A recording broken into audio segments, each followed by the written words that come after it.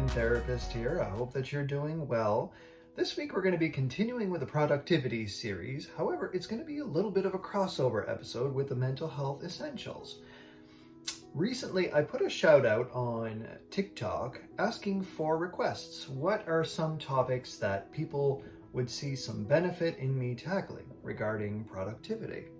A very interesting request that came out was about depression and how to work with that. And I thought, well, this would be an interesting challenge. How do we work with depression using personal Kanban?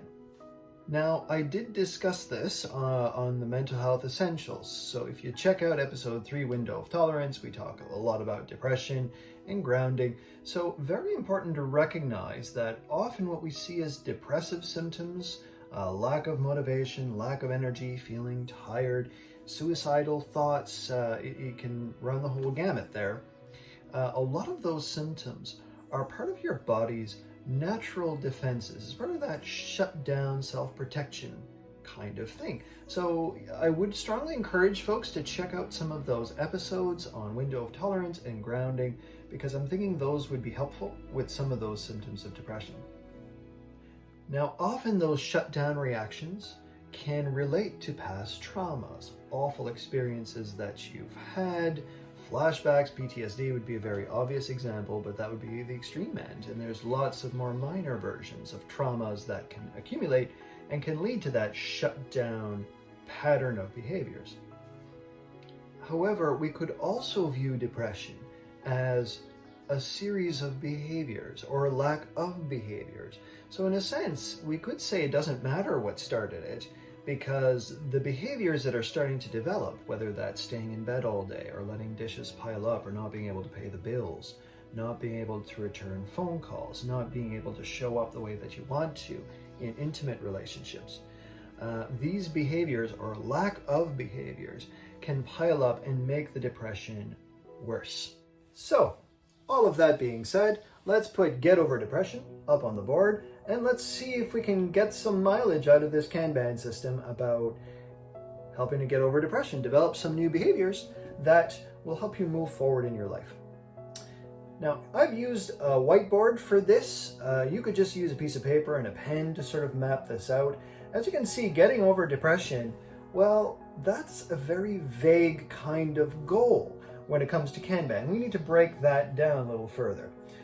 So to help break that down, I like to start with what's called the miracle question. So the miracle would be, let's say you woke up tomorrow and there was no depression. You had no depressive symptoms. That might be really challenging by itself. If you have lived with depression for years or decades, you might have no earthly idea.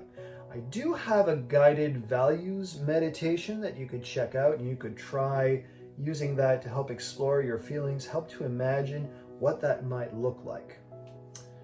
So once you start to imagine what it would look like, what would you do if you woke up tomorrow and they had no depressive symptoms at all? What would you do?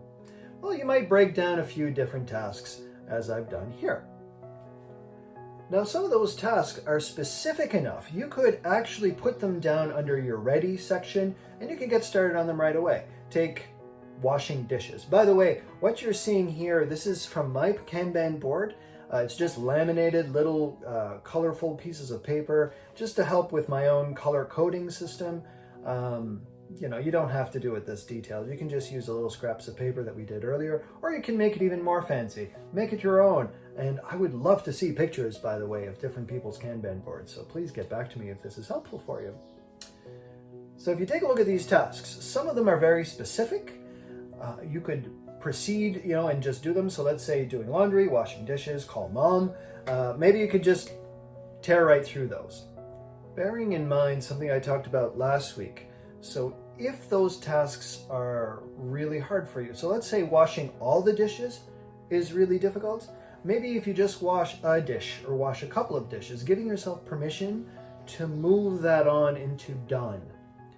What this gives you is that feeling of momentum and actually moving forward. Now with depression, this is being robbed of you. You might have the ongoing sense that you can never get anything done, you can never accomplish, you're too depressed. So what's important is getting stuff up on the board and the feeling of flow, actually moving forward. So don't put the pressure of cleaning your whole bedroom or washing all your dishes or doing all of your laundry. Pick a little aspect of that task and do it, move it over to done.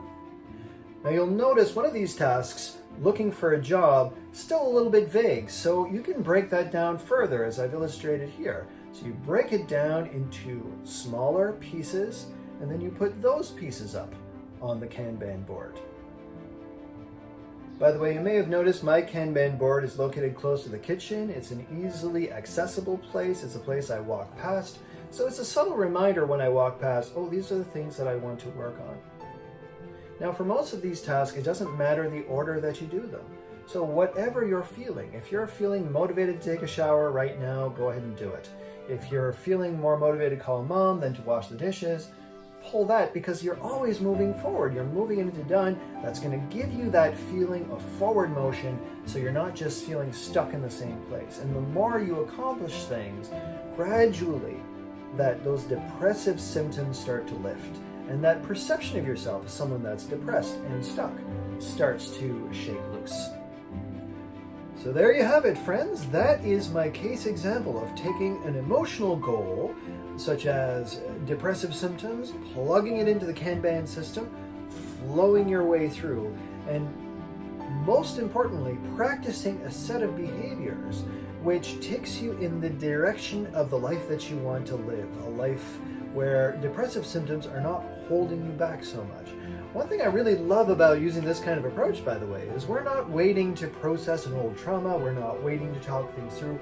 We're not waiting until we feel better to start taking the actions that are actually going to make you feel better. So give it a try. I would love to hear how that goes. If you have other requests, let me know. As always, if you see value in this content, please consider subscribing, liking, commenting.